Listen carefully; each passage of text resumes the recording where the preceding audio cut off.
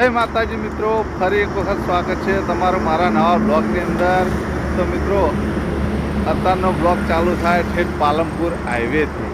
તો પેલી બાજુ પાલનપુર ચોકડી છે, અમે આટલા ભારે રેસ્ટ કરવા બધી સિદ્ધપુરથી નીકળ્યા, પાલનપુર આવી અને ઊભા રહ્યા. હવે પાલનપુરથી નીકળશું અને ગમે એ જગ્યાએ હોટલ ઉપર ચા પાણી કરવા ઊભા રહેવું, એટલે તમને હું બ્લોગમાં કન્ટિન્યુ થાય. મિત્રો, આગળ આવી ગયું પાલનપુરનું હાઈલાઇટ સર્કલ.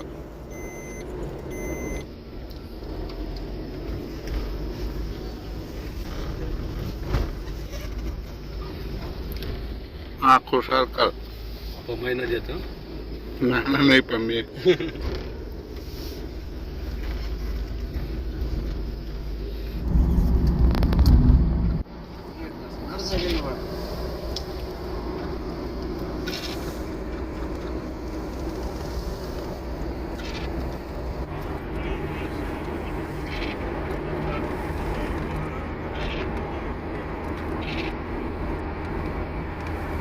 પાછળ શું કરીએ એ બતાવો.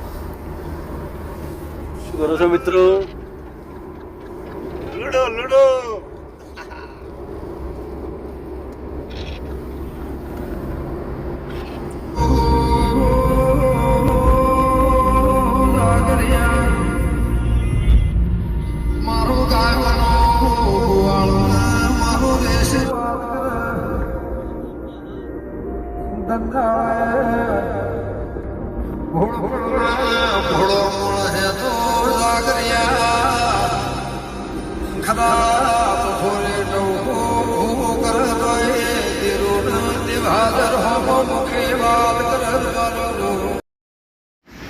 તો મિત્રો, આટલા ચા પીવા માટે ભારે. હા જો હવે તાપે, હવે ઠંડી જબરજસ્ત છે. પેલી બાજુ ગાડી પડી, આ બાજુ સીએનજી ચાલુ છે.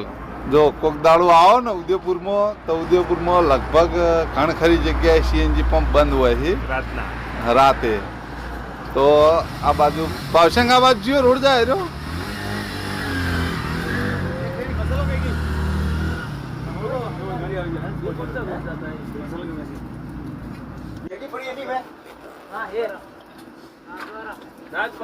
હા, તો મિત્રો, ઉદયપુર થી નાથ દ્વારા જે રોડ જાય ને, એ ઉદયપુર થી લગભગ ચોકડી, ઉદયપુર વાળી ચોકડી આવે ને, ચોકડી થી 4 કિલોમીટર પછી ખાલી સાઈડ પંપ 24 કલાક સીએનજી ચાલુ હોય. જેમ કે અમે ઘણા બધા પંપો ખાસા ટાઈમ પહેલા આવ્યા હતા ને, ત્યાં જોઈ લીધા હતા કે ચિયા પંપ ચાલુ છે, ચિયા પંપ બંધ હોય છે. એટલે જે સીએનજી પંપ ચાલુ હતો એ સીએનજી પંપે આવી અને ગેસ પૂરાઈ દીધો. તો આ હોટલની બાજુમાં જો આ હોટલ તુલસી ઢાબા, તુલસી ઢાબા હોટલની બાજુમાં સીએનજી પંપ. હવે આટલે અમે ચા પાણી કરશું અને પછી આગળ નીકળશું. 250 કિલોમીટર રેસ્ટ માર્યો ને. કેટલા વાગે આવ્યું છે? 12:32 થી જો 12:30. હા, 9 વાગે આપણે નીકળ્યા હતા ને સિદ્ધપુરથી.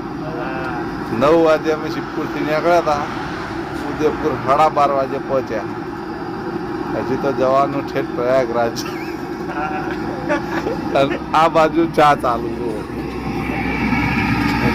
बढ़िया चाय बनाते हैं. શિખમણ આલે ને ચા બનાવે. આ બાજુ અમારી લાસ્ટમાં બનશે કોફી.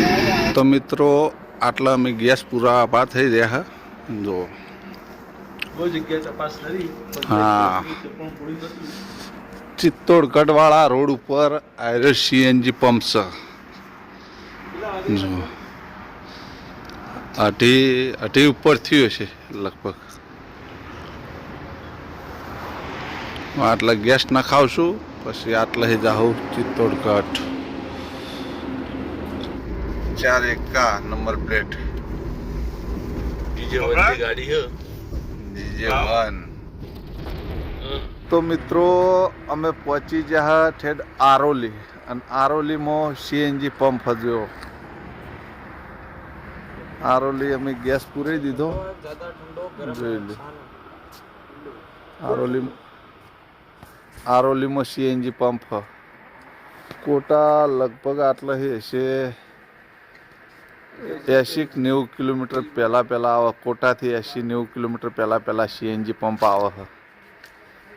ત્યાં આગળ અમે ગેસ પૂરી દીધો હો. એટલે હવેથી ગેસ પૂરી અને હવે આગળ જઈ અને ચોક રેસ્ટ કરશું. બ્રિજ આવ્યો મિત્રો, જુઓ જોરદાર બ્રિજ, હાઈટ જેવો બ્રિજ.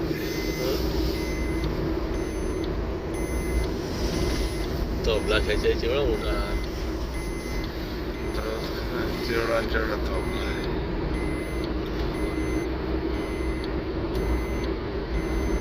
કોટા આવ્યું.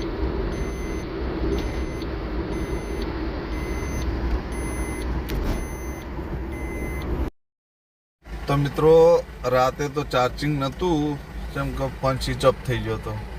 અત્યારે થોડુંક ચાર્જિંગ કર્યું છે જગ્યાએ બેસીને, જેમ કે ગાડીમાં જે ચાર્જર છે એ મારા ફોનમાં લાગતું નહીં, એટલે બીજો કોઈ વ્લોગ શૂટ ના કર્યો. પણ આગળ તમે જોયું જે જગ્યાએ અમે ગેસ પુરાયો હતો સીધી વાત છે, ત્યાંથી હવે લગભગ ગણો ને અહીંથી શિવપુરી 95 કિલોમીટર બાકી છે અને સીએનજી પંપ આવ્યો હો. જો આ બાજુ અને લાઈન લાગેલી બતાવું તમને, જોઈ લો આ સીએનજી પંપ, ગાડીની લાઈન લાગેલી. પાછળ પણ એટલી લાઈન જો આયનામાં દેખાય. આટલે ગેસ પૂરાઈ અને પછી આગળ જઈએ. મિત્રો અમે આ હોટલમાં નાસ્તો કર્યો, પણ નાસ્તામાં કોઈ ભલેવાર ના આવ્યો અને મજા ના આવી. હોમમાં જો પેલી જગ્યાએ ગેસ પૂરાઈ અને ગાડી આ જગ્યાએ ઊભી કરી અને આ હોટલે નાસ્તો કરવા આવ્યા હતા, પણ મજા ના આવી. એટલે હવે કોફી પીધી, નાસ્તામાં મજા ના આવી, એટલે આગળ જઈ અને નાસ્તો કરશું. બ્લોગમાં જોડાયેલા રહેજો. જો આ બાજુ અમારી પાછળ આખી ટુકડી હેડી આવો. તો મિત્રો લગભગ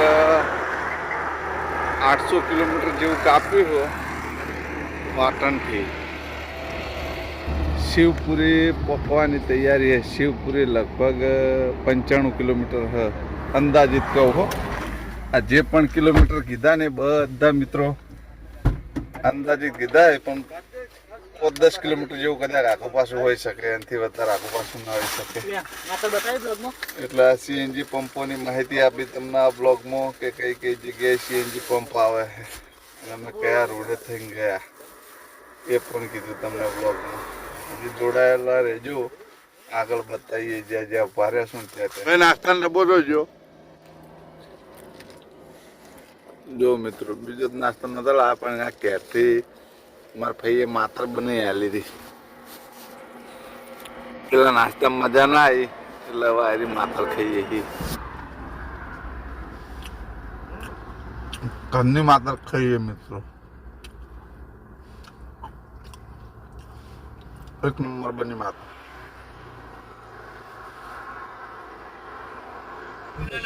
તો મિત્રો આપણે એક ટ્રક પલટી ગઈ છે, જો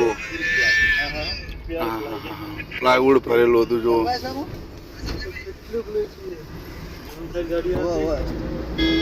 બહુ ભયાનક રોડ મારો છે. માઉન્ટ કરતા જબરજસ્ત રોડ.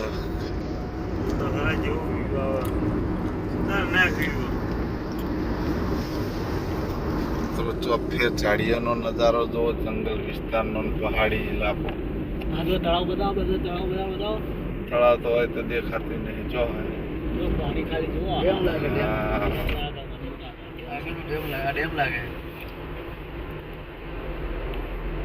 તળાવ મિત્રો જો થોડું થોડું દેખાતું છે.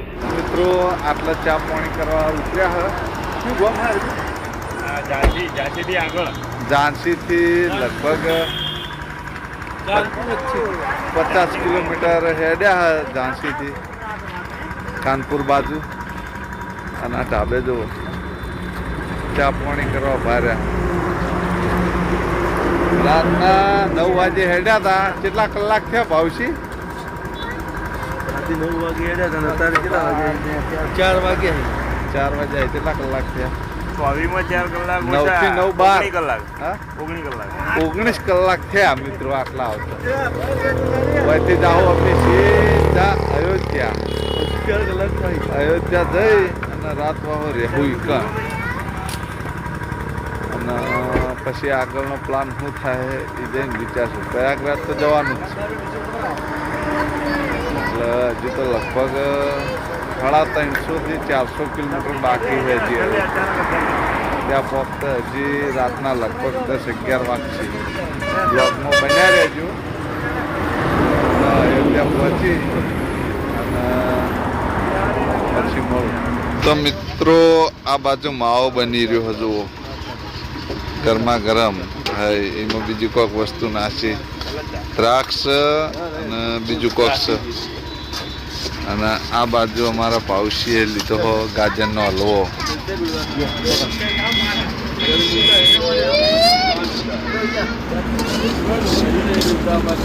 ચાખો.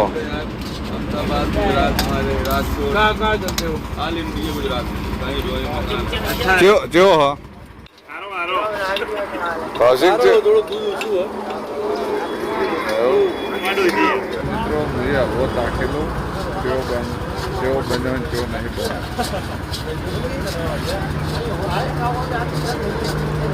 બોલો સારો. મારે તો આ માવાની મીઠાઈ બને ને એવી માવો બને છે કે મીઠાઈ બને એરી ચાકવી છે. ભાવસિંગ આરી ગરમા ગરમ હું હોય ને એરું ચાજ છે. મિત્રો આ બાજુ નર્સરી છે જુઓ. નાની નર્સરી છે પણ ફૂલ બહુ મસ્ત આવેલા છે જુઓ.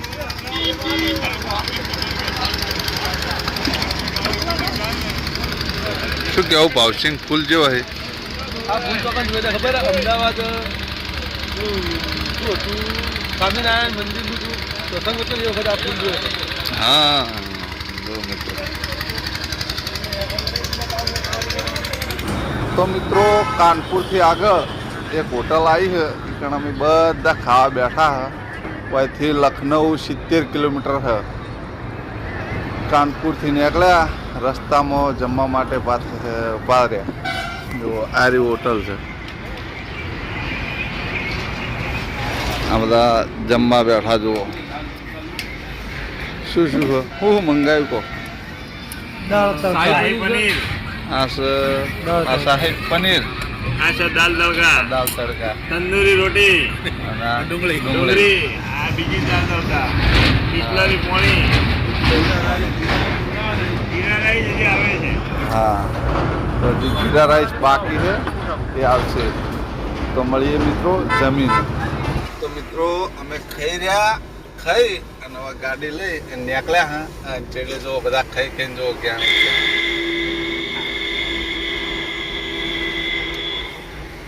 હવે સીધા આપણે શ્રી રામ ભગવાનના દર્શન તમને કરાયો. સીધા અયોધ્યા. અત્યારે તો નક્કી નહીં કેટલા વાગે પહોંચી. પહોંચ્યા ઉપર આધાર નહીં તો સવારમાં દર્શન કરાવે. મળીએ અયોધ્યા.